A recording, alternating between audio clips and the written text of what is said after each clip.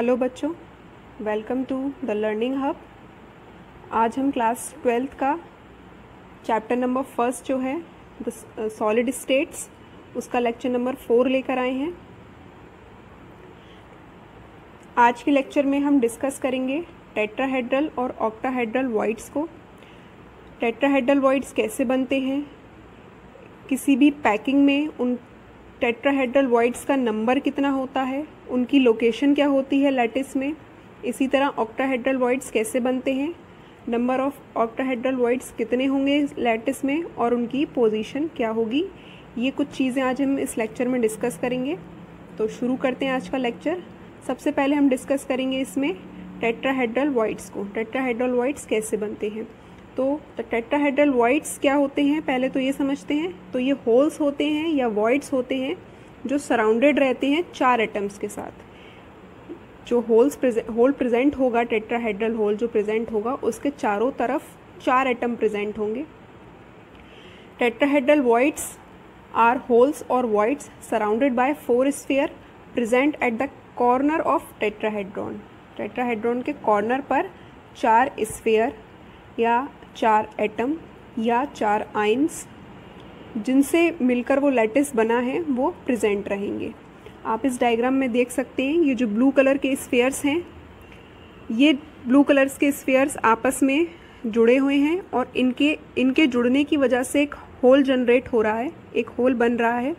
उस होल को बोलेंगे हम टेट्राहेड्रल वॉइड। अब इस होल को कवर करने के लिए हमें ऊपर से एक और स्फीयर की ज़रूरत पड़ेगी। सेकंड नंबर वाला जो डायग्राम है अनकलर्ड, जिसमें ब्लू वाले थे, अब उसमें सेकंड वाले में अनकलर्ड हो गए हैं। तो ये जो येलो वाला ऊपर से आएगा, या तो ये ऊपर से आ सकता है या ये नीचे की तरफ से भी आकर इस टेट्राहेड्रल वॉइड को कवर कर सकता है। इस तरह का जो स्ट्रक्चर बनेगा वो कहलाएगा हमारा टेट्राहेड्रॉन ज्योमेट्री। आप थर्ड वाले डायग्राम में देखेंगे, इन जब चारों ही स्फीयर्स को सेंटर से हम कनेक्ट करेंगे तो हमारा बनेगा एक ज्योमेट्री बनेगी। वो ज्योमेट्री होती है हमारी टेट्राहेड्रॉन ज्योमेट्री। एक बार मैं आपको बना के दिखाती हूँ। ये हमारा फर्स्ट स्फीयर, ये दूसरा स्फीयर और इनके पीछे ये तीसरा स्फीयर। ठीक, थोड़ा सा बड़ा बनाते हैं इसे। ये आपका पहला स्फीयर, ये इसी से अटैच होता हुआ दूसरा और ये तीसरा स्फीयर। ठीक है, अब इन तीनों स्फीयर्स के जो कॉर्नर्स हैं ये आपस में कनेक्ट होंगे और बनाएंगे ट्रायंगुलर स्ट्रक्चर इस तरह से। और ये जो नीचे इनके बीच में वॉइड जो जनरेट हुआ है, इसको कवर करेगा एक चौथा स्फीयर आकर, ये इसके ऊपर आ जाएगा। तो ये टेट्राहेड्रॉन वॉइड जो जनरेट हुआ है ये इसको कवर कर लेगा। ठीक है, अगर हम इन चारों ही स्फीयर्स के सेंटर को आपस में जोड़ें तो ये किस तरह का स्ट्रक्चर बनाएगा, टेट्राहेड्रॉन। ये देखिए, ये जो स्ट्रक्चर बना ये इन्वर्टेड बना है क्योंकि ऊपर स्पेस नहीं था। अगर आप इसे को रोटेट करेंगे तो ये हमारा बना है टेट्राहेड्रॉन स्ट्रक्चर। एक बार मैं और आपको बना के दिखाती हूँ। ये हमारे 3 स्फीयर इस तरह अरेंज हैं कि इनके बीच में एक होल जनरेट हो रहा है और इस होल को कवर करने के लिए ऊपर से एक चौथा स्फीयर आएगा। और जब हम इन चारों ही स्फीयर के सेंटर को जोड़ेंगे तो हमारा जो ज्योमेट्री बनती है वो कहलाती है ज्योमेट्री हमारी टेट्राहेड्रॉन। इस तरह से ये जो ज्योमेट्री बनी है हमारी, ये होती है टेट्राहेड्रॉन ज्योमेट्री। क्लियर?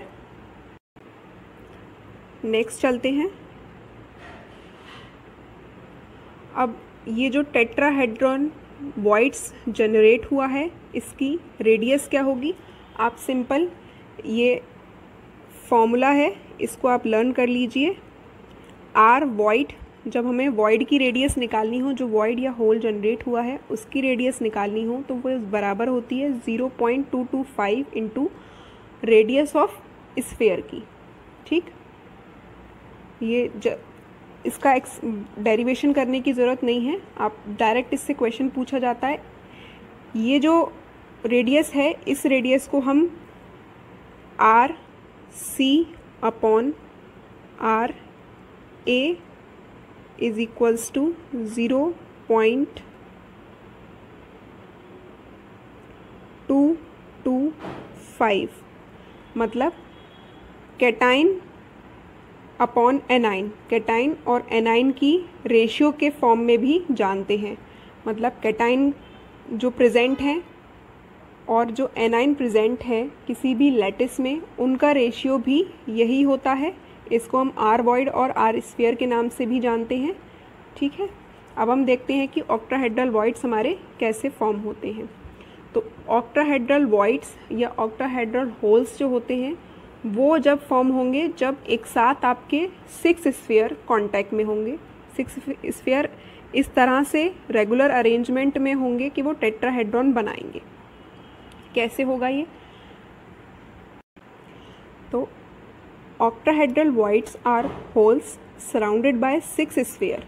ये कितने स्फीयर से कनेक्टेड रहते हैं, कितने स्फीयर से सराउंडेड रहते हैं? 6 स्फीयर से। कैसे? Located on a regular tetrahedron. एक रेगुलर टेट्राहेड्रॉन में जब 6 स्फीयर बनेंगे तब हमारा फॉर्म होता है ऑक्टाहेड्रल वॉइड। क्योंकि ये एक ऑक्टाहेड्रल वॉइड्स 6 अलग अलग स्फीयर से कनेक्टेड रहता है, अलग अलग स्फीयर इसके चारों ओर प्रेजेंट रहते हैं एक रेगुलर टेट्राहेड्रॉन बनाने के लिए। इसीलिए इनका जो कोऑर्डिनेशन नंबर फॉर्म होगा, इनका जो कोऑर्डिनेशन नंबर निकल कर आएगा वो होगा 6। ठीक है, कोऑर्डिनेशन नंबर मैंने आपको प्रीवियस लेक्चर्स में समझाया हुआ है। कोऑर्डिनेशन नंबर क्या होता है? कोऑर्डिनेशन नंबर किसी भी स्फीयर का वो नंबर होगा जिससे जो स्फीयर है वो डायरेक्ट कितने अलग अलग एटम्स से या कितने अलग अलग स्फीयर से जुड़ा हुआ है। सेम चीज़ वॉइड्स के लिए, एक वॉइड को बनाने के लिए कितने नंबर ऑफ स्फीयर की ज़रूरत है वो होगा उसका कोऑर्डिनेशन नंबर। अब ऑक्टाहेड्रल बनाने के लिए हमें क्या चाहिए होते हैं? 6 स्फीयर चाहिए होते हैं। तो 6 स्फीयर किस तरह से अरेंज हो के हमारा ऑक्टाहेड्रल वॉइड बन जाए, इसे समझते हैं। इसमें जो स्फीयर्स का अरेंजमेंट होता है 2 अलग अलग तरीके से होता है। वो कैसे? ये हमारा 2 स्फीयर और इनके पीछे आएगा एक और, ये हमारे 3 स्फीयर हो गए। अब ये 3 स्फीयर आपस में जुड़ेंगे तो एक ट्राइंगुलर फॉर्म होगा। इसी तरह इनका ये जो ट्राइंगल फॉर्म हुआ इसका एपेक्स क्या है? अंदर की तरफ है। इसी तरह दूसरा जो टेट्राहेड्रॉन बनेगा, 3 दूसरे जो स्फीयर हैं वो किस तरह से अरेंज होंगे? जस्ट इसके ऑपोजिट अरेंज होंगे। कैसे? ये आपका सामने वाला स्फीयर और इसके पीछे होंगे 2 स्फीयर। ऊपर हमने क्या किया था? सामने हमारे 2 स्फीयर थे और पीछे 1 स्फीयर था। इसका जस्ट ऑपोजिट है, सामने 1 स्फीयर और पीछे 2 स्फीयर। जब इन तीनों ही स्फीयर को हम मिलाएंगे इनके सेंटर्स को तो एक ट्राइंगुलर फॉर्म होगा। ठीक, जब ये दोनों एक दूसरे के ऊपर लेयर फॉर्म करेंगे, एक दूसरे के ऊपर आकर लेयर फॉर्म करेंगे तो हमारा कुछ इस तरह का स्ट्रक्चर बनेगा। देखिए, इसके जो कॉर्नर्स हैं इसको मिलाइए आप इसके दूसरे वाले के सेंटर से, और नीचे वाले के जो कॉर्नर्स हैं उसको मिलाइए आप इस तरह, और ये मिला दीजिए। थोड़ा मैसी हो गया है, मैं एक बार और बताती हूँ आपको।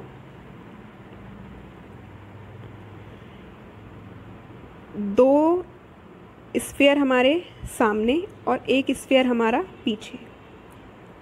इन जब स्फीयर के सेंटर को मिलाया जाएगा तो ये इस तरह से ट्राइंगल फॉर्म होगा।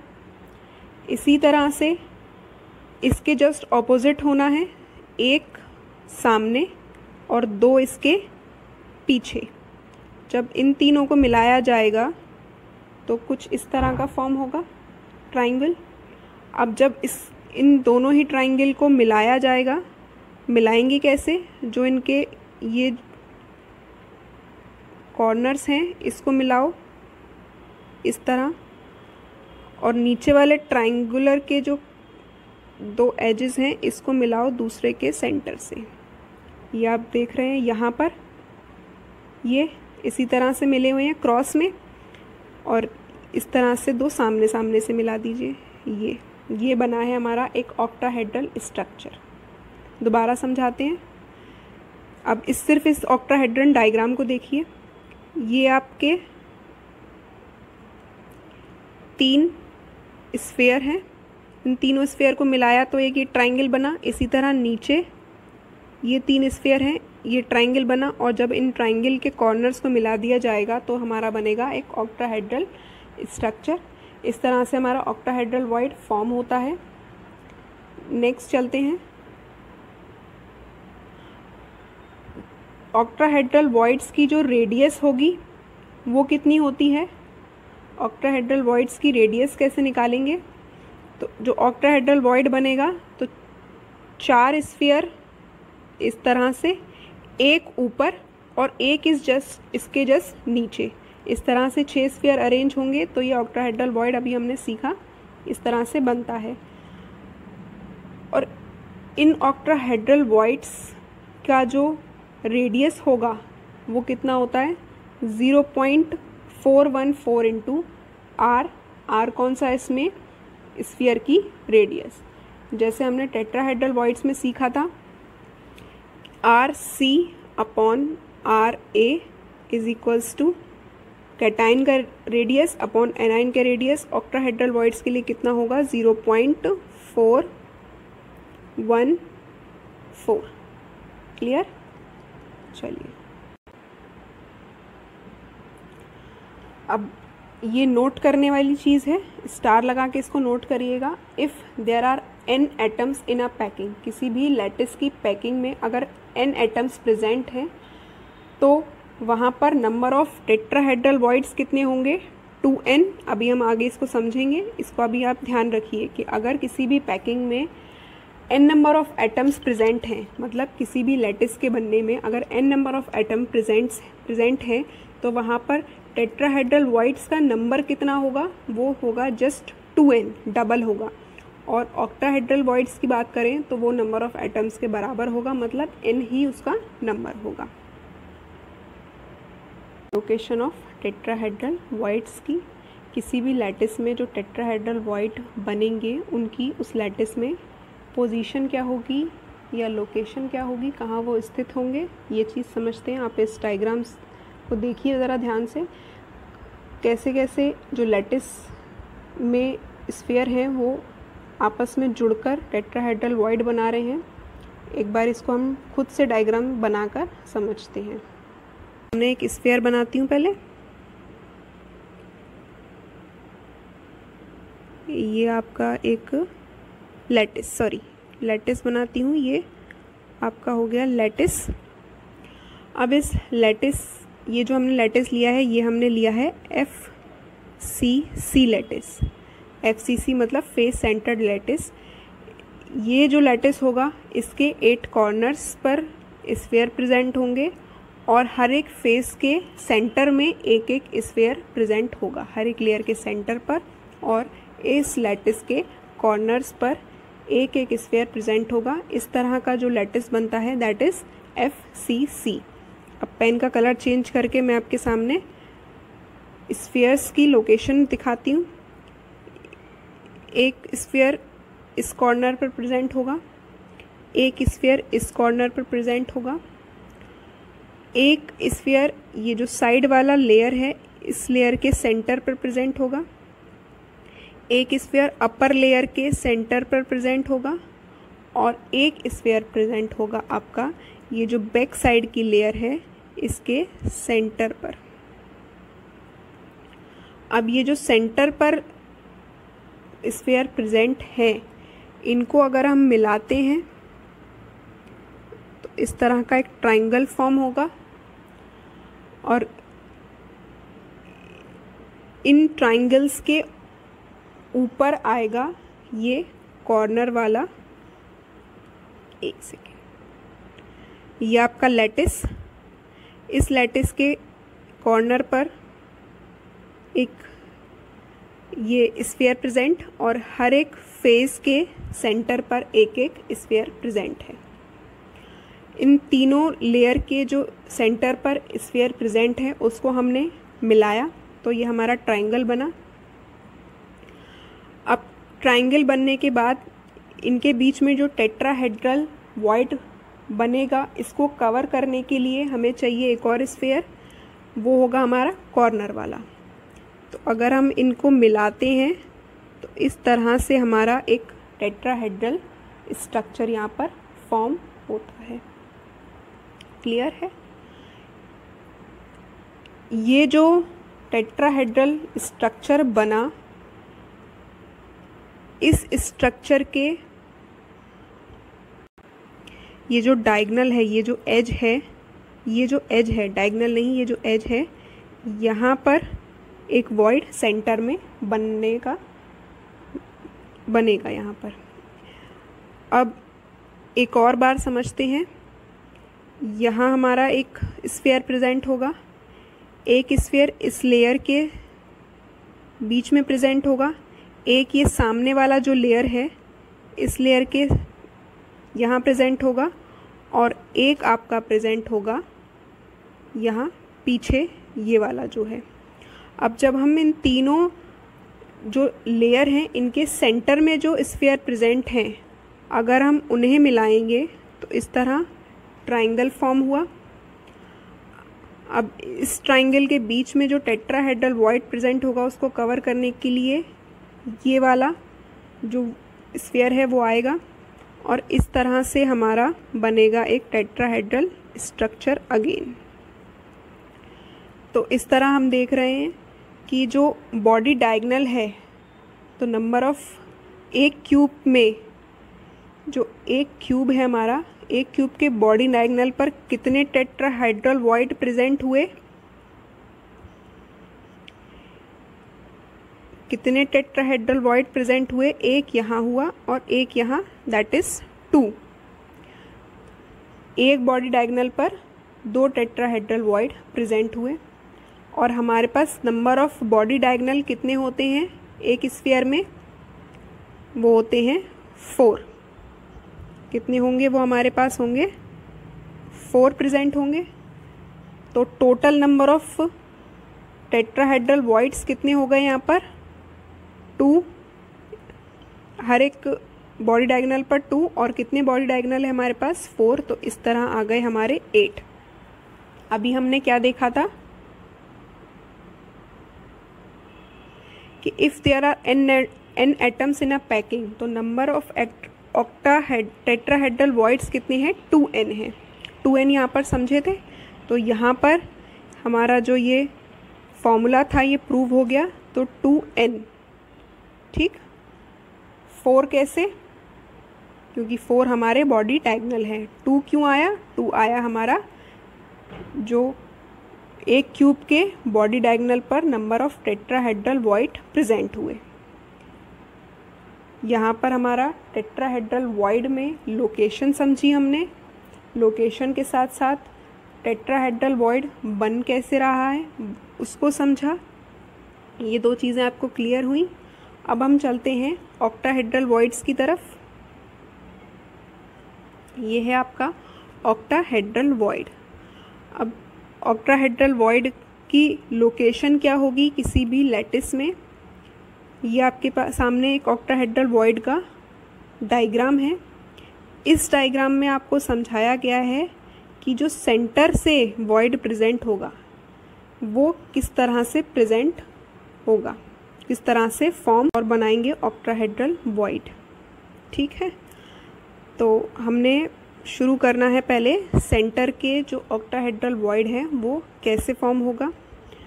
तो आप देखिए पहले ये जो साइड वाली लेयर का एक ये स्फीयर, इस साइड वाली लेयर का एक ये स्फीयर, एक सामने की तरफ है और एक है आपका बैक साइड की तरफ। जब ये चारों स्फीयर आपस में कनेक्ट किए जाएंगे, ये डॉट डॉट वाली आप लाइन देख रहे हैं, डैश डैश वाली क्रॉस कर रही है और एक ये जा रही है सीधा इस तरह से, तो यहाँ पर स्क्वायर फॉर्म हुआ। अब ये इस तरह से होंगे, ये देखिए 1 2 3 और 4।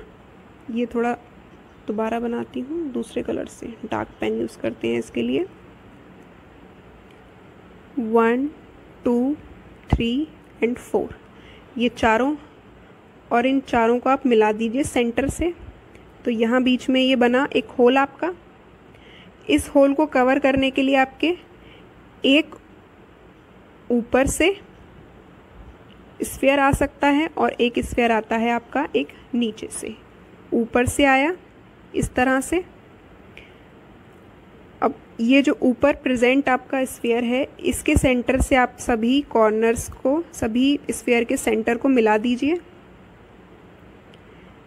और इसी तरह आपका एक नीचे बनेगा, इसके सेंटर से भी इन चारों को मिला दीजिए। तो ये कुछ इस तरह का ही स्ट्रक्चर आपके सामने बनकर आ रहा है। ये हुआ हमारा ऑक्टाहेड्रल वॉइड का फॉर्मेशन क्यूब के सेंटर पर। अब हम देखेंगे कि ऑक्टाहेड्रल वॉइड क्यूब के जो एजेस हैं वहाँ कैसे फॉर्म होता है। तो पहले हम एक क्यूब फॉर्म करेंगे।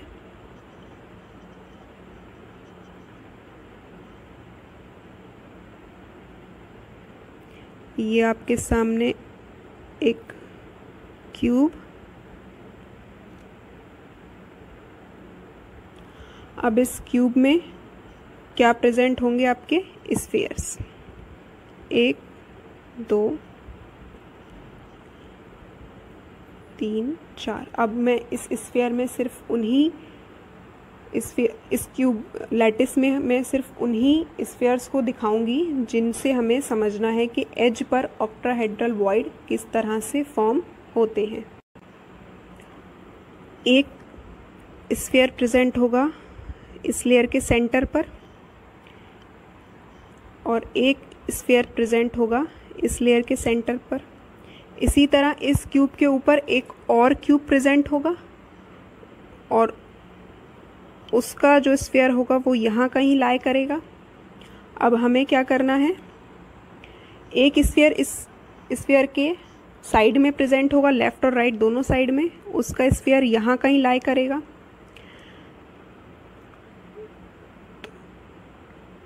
कॉर्नर जो एजेस पर स्फीयर प्रेजेंट हैं वो एक हमने लिया अपर लेयर का, एक हमने लिया साइड वाली लेयर का। अब हम देखते हैं कि ऑक्टाहेड्रल वॉइड्स में जो एजेस पर बनते हैं वो किस तरह से बनते हैं। तो उसके लिए हमें पहले बनाना होगा एक स्फीयर, एक क्यूब, स्फीयर नहीं क्यूब, बार बार स्फीयर आ रहा है। ये आपका क्यूब, बहुत ध्यान से समझिएगा ऑक्टाहेड्रल क्यूब में एजेस पर किस तरह फॉर्म होगा। तो ये आपका क्यूब हुआ। दूसरे कलर का पेन यूज़ करके आपको दिखाते हैं स्फीयर। एक स्फीयर यहाँ इस कॉर्नर पर, एक स्फीयर इस कॉर्नर पर। एक स्फीयर प्रेजेंट होगा अपर लेयर के सेंटर में यहाँ, और एक स्फीयर इस स्फीयर, एक जो क्यूब होगा इस क्यूब के ऊपर प्रेजेंट होगा, उस क्यूब का स्फीयर यहाँ कहीं लाई करेगा। और एक क्यूब इस क्यूब के बगल से प्रेजेंट होगा, लेफ़्ट या राइट दोनों साइड से, तो यहाँ कहीं उसका स्फीयर लाई करेगा। जब हम इन चारों स्फीयर को मिलाते हैं तो कुछ स्क्वायर लाइक फॉर्मेशन बनता है हमारा। और जब ये चारों स्फीयर जो स्क्वायर बना रहे हैं इनके बीच में आएगा ऊपर से एक स्फीयर जो उस वॉइड को कवर करेगा। तो जब हम इन सभी को मिलाएंगे इस तरह से,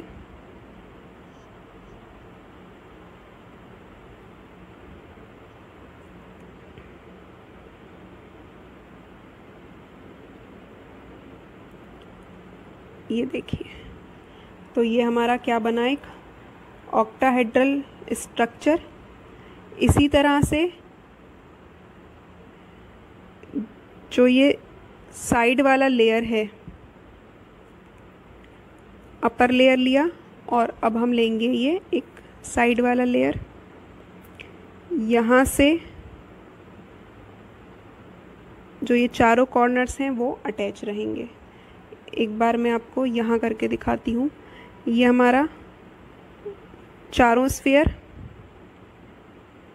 ये चार कॉर्नर्स पर, और इन चारों स्फीयर की वजह से जो होल प्रेजेंट हुआ, इस होल को दो स्फीयर कवर करेंगे। एक आएगा अपर साइड से, एक आएगा लोअर साइड से। अब इन चारों स्फीयर के सेंटर को अपर और लोअर स्फीयर के सेंटर से अगर हम मिलाएं, ये अपर से मिलाया और इसी तरह हमें लोअर से भी मिलाना है, तो ये जो स्ट्रक्चर फॉर्म हुआ है आपका, ये स्ट्रक्चर फॉर्म हुआ है ऑक्टाहेड्रल वॉइड का। ये वॉइड कहाँ बने हैं? आपके एज पर। का क्यूब होगा, उसमें ऑक्टाहेड्रल वॉइड दो जगह बनेंगे। एक बनेगा आपका सेंटर पर और एक बन सकता है आपका एज पर। ठीक, ये आपकी होगी लोकेशन। लोकेशन के बाद अगर हम बात करें नंबर की, नंबर ऑफ ऑक्टाहेड्रल वॉइड्स, तो वो कितना फॉर्म होगा? आपके जो एज है, एज पर जो ऑक्टाहेड्रल वॉइड बना है वो कितने स्फीयर का पार्ट है? 4 का। और आपकी एजेस कितनी होती हैं?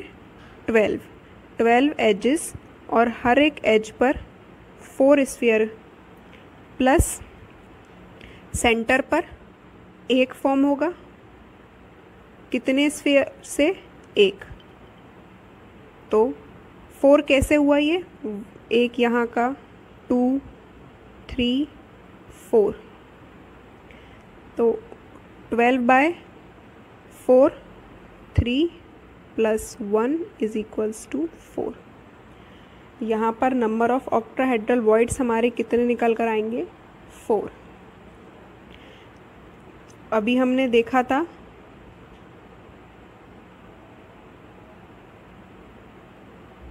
ये देखिए, यहाँ पर हमने नंबर ऑफ ऑक्टाहेड्रल वॉइड्स कितने होते हैं? n।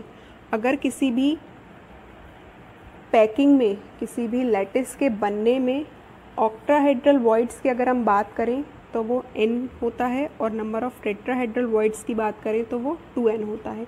ये दोनों ही चीज़ हमारी यहाँ पर प्रूव हो गई। हमने पहले देखा था ऑक्टाहेड्रल वॉइड्स को, तो ऑक्टाहेड्रल वॉइड्स हमारे कितने निकल कर आए थे? 8। और टेट्राहेड्रल वॉइड्स हमारे कितने निकल कर आए थे? 8। और वहीं अगर हम ऑक्टाहेड्रल वॉइड्स की बात करें तो ये कितने निकल कर आए? 4। तो टेट्राहेड्रल 2n और ऑक्टाहेड्रल तो वो होगा हमारा सिंपली n। तो यहाँ पर हमने समझा टेट्राहेड्रल वॉइड्स और ऑक्टाहेड्रल वॉइड्स कैसे फॉर्म होते हैं, उनकी लैटिस में पोजीशन क्या क्या होती है, और नंबर ऑफ ऑक्टाहेड्रल वॉइड्स और नंबर ऑफ टेट्राहेड्रल वॉइड्स कितने होंगे किसी भी लैटिस में। ये हमने 3 चीज़ें आज इस लेक्चर में कवर करी। होप आपको ये लेक्चर समझ में आया होगा, पसंद आया होगा। वीडियो को लाइक करिए और चैनल को प्लीज़ से सब्सक्राइब करिए।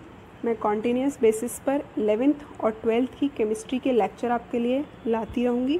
Thank you for watching. God bless you all. Thank you guys.